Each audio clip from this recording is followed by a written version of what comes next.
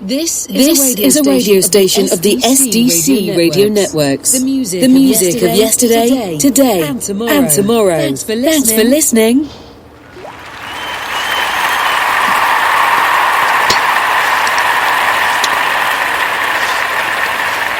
Hey, this is your host, Kenny Smith. Yeah, I like that myself. Anyway, Kenny Smith, this is SmithBits Rant and Rave Radio. You know how we do it. As crazy as we are and crazy as we want to be, we get it done, don't we? We get her done, according to the cable guy. Anyway, I did give a shout out. I like that better. But shout out to Chris Rock. God, what a great job he did. I think. A lot of people don't think so. Of course, the Asian actors are saying that he threw them under the bus. I thought he threw Will Smith under the bus. You know. But that's just me. What can I tell you about how things work? But again, Mr. Rock, a great job. You know, it's hard when you're tap dancing on a razor blade, because there's no forgiveness. You know, you fall off one side, you're going to get cut. You fall off the other side, you're going to get cut. Or if you bounce around, you might get nicked. Okay? Ooh. You're still going to draw a little blood.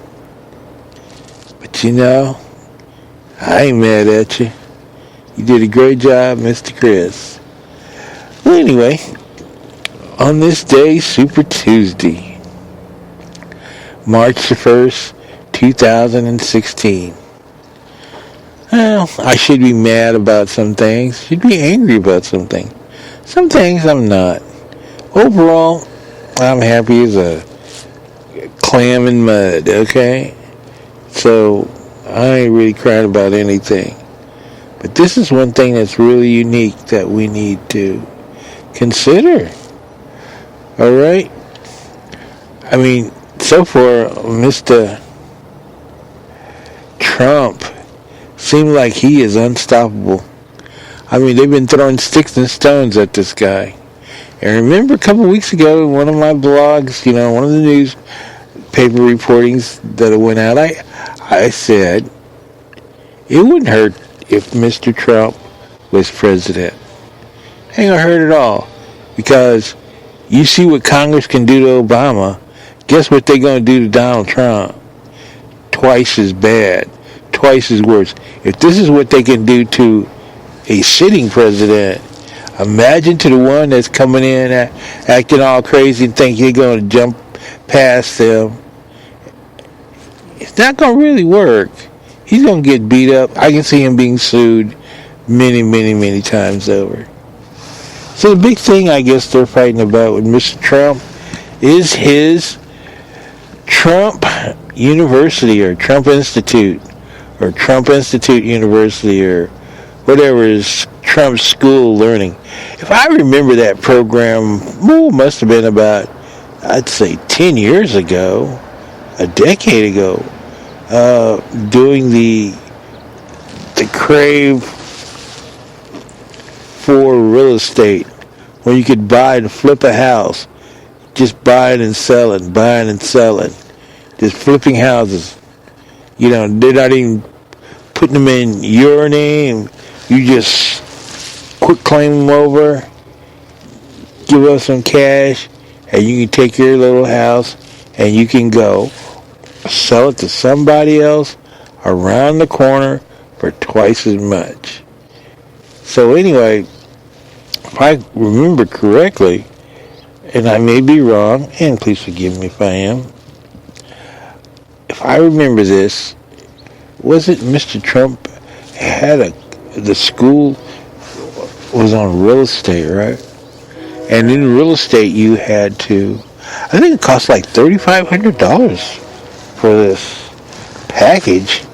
And if you got the super deluxe package, then that price was something like $35,000. And yeah, I do. You get the cutout, I guess. And pre-recorded, pre-printed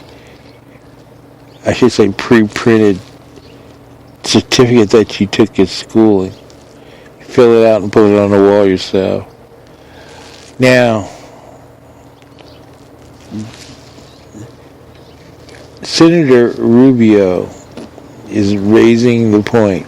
Valid, not valid, don't know, can't say. About Mr. Trump's, well, he's saying that he scammed the school. The school he put together actually scammed a lot of people. You know, it probably did. Or probably didn't.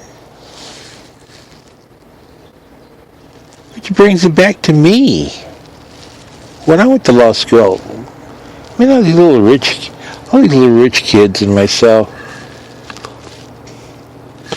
we decided to go to law school. Or I decided to go to law school at this one little school. And I wanted a small little school.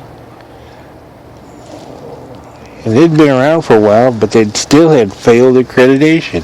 But they were a good school. I mean, all the instructors were sitting, DAs from City of Santa Monica, Culver City, Los Angeles. All right? I mean, these guys were in the pocket. They were serious. So what I had was a situation where you went to school with like all these little rich kids, and because they were like really big into drugs back in those days. Parents are big into drugs than they were. The kid I hung out with was Robin Cranston.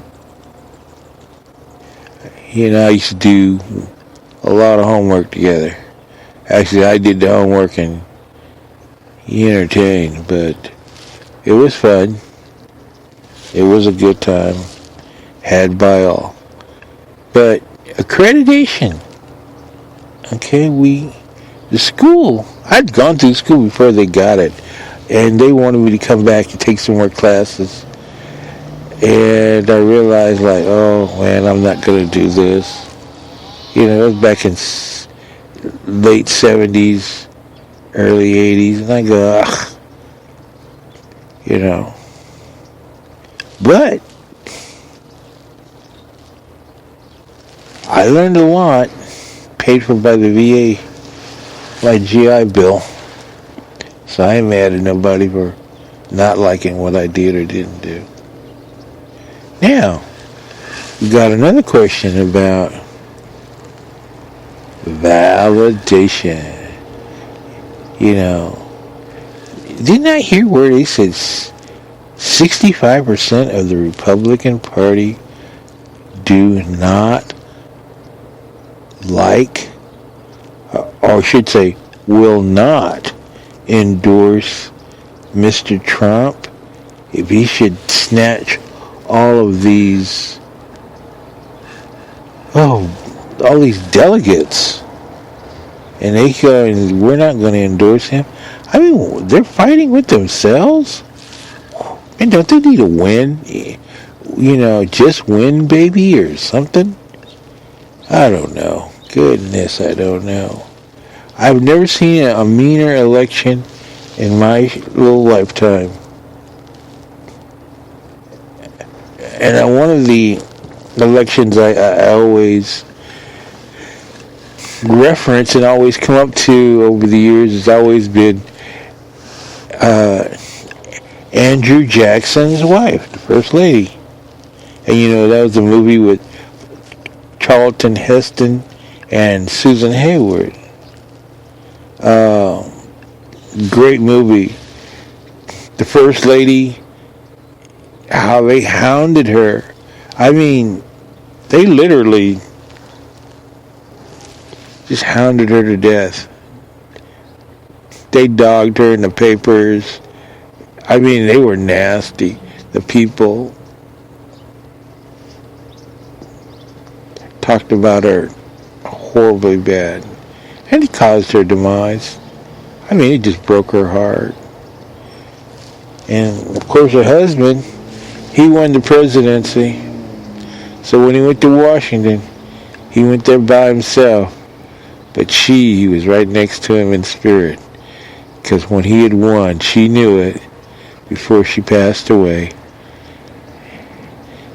And she was the first lady. So, it comes back down to how we're going to handle Mr. Trump. Well, there's articles with him and the denying or disavowing. I thought that was a great word. I disavow any blank, blank, blank, fill in the spot. I disavow. Okay, we disavow. I'll disavow. What do you think, huh? So anyway, it's like David Duke's name is synonymous with English. You know, I mean, what does America speak? English. Oh, David Duke. You know, it's like, David Duke in English. Yeah, David Duke. I don't know what's going to happen. I mean, we're having just some of the craziest times in our life, you know. And we hope that one day it'll all get better. I swear it. So anyway, we know that baseball is around the corner. We definitely do that. Oh, one thing. Back to the Oscars right quick. I should say I never got to the Oscars yet. Well, I guess I should. Huh. Anyway, here we go. At the Oscars. Did you know, what you should say, did you see who was in the audience? They stuffed the audience. I didn't see Jack Nicholson there. I didn't see Meryl Streep there. I did not see Sandra Bullock. I did not see Keanu Reeves. I did not see Tom Hanks or Rita Wilson. And of course I didn't see Will and Jada Smith. Alright? Just to name a few. Now, the thing with Abe Vigoda, well, the Academy said, well, we just reduced him to a picture on our reference page. You know. So what we do is find out the young kids are basically reducing everybody to just a picture and a footnote in history. Oh, Abe Vigoda, 19 blah blah blah blah 2016. End of the line. You know, did he act? What did he do? So they're saying, well, we're going to let history's volumes of work speak for themselves. Yeah, okay. That's what you want to do. You can do that. Ain't nobody going to be mad at you. Okay? Nobody's going to be mad at all. Well, here in California, in Northern California, what else is going on? Oh, that's right, baseball. Baseball getting ready to start real quick. Boys of March. The boys of October. So it's becoming a fan favorite. They're all of our teams. One thing about California, they have this Pacific League that runs all the way up and down from north to the top of California to the bottom. And if you enter a town and you happen to put together a small team, semi-professional, in baseball, you can join the Pacific Coast League. Alright? And what we find out is my old hometown, they've got them now. Lancaster and Palmdale both have a semi-professional baseball team. And they play all the way up here in Northern California. They play everybody all over the place. this semi-baseball, it's been around a while, but it's kind of starting to pick up steam. And that's not a bad sign at all, I would say. Well, it's kind of sunshiny today, and I do appreciate that.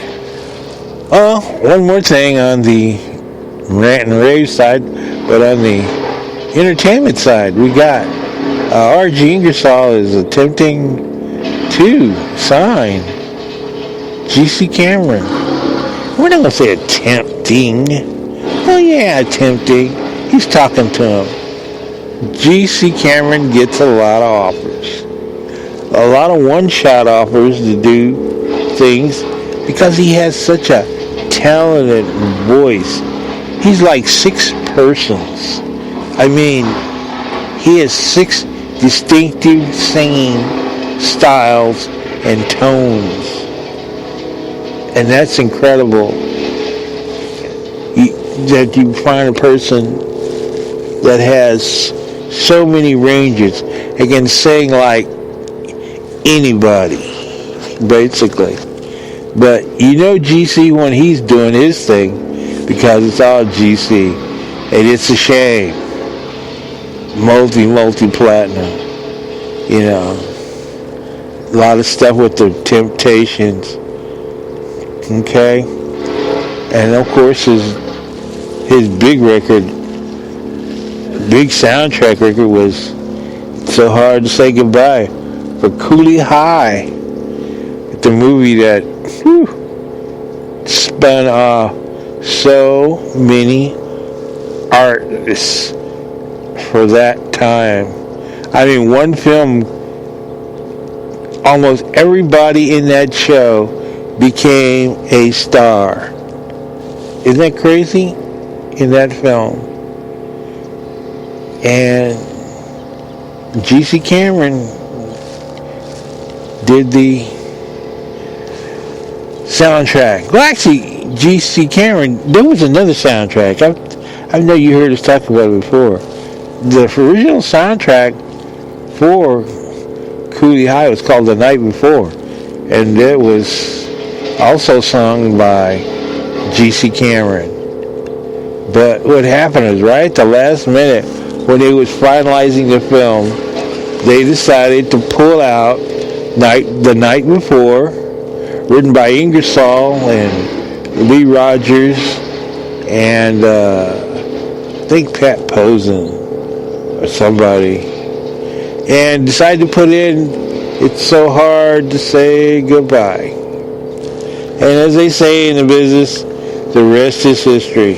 Ain't nothing to fight about, no fuss, no muss, slam dunk, hit record, hit movie, hit everything. And GC is right now looking for a label, but he's got offers. And when you got offers, you got choices. I mean, he's been the voice of a couple of characters on Disney films. The boy's got talent. He's living out in Jackson, Mississippi these days. And he's not too thrilled about being out in Jackson. But he's back in his hometown. And he tells us that nothing much has really changed. And I go, wow. In my hometown, everything's in change. Everything in change. They got their own transportation. They even got one-way streets. This is out in the middle of the tumbleweeds and the sagebrush. And this is just gone to high top stuff. Really amazing. So anyway, we're going to call this a day right about now. And then we're going to let you enjoy some of the music. I don't want to thank each and every last one of you for hanging around and, listen to what I got to say. This has been your host, Kenny Smith. And this has been SmithBits. Okay? Rant and Rave Radio. Talk about everything and nothing. This is a radio station of the SDC Radio Networks. The music of yesterday, today, and tomorrow. Thanks for listening.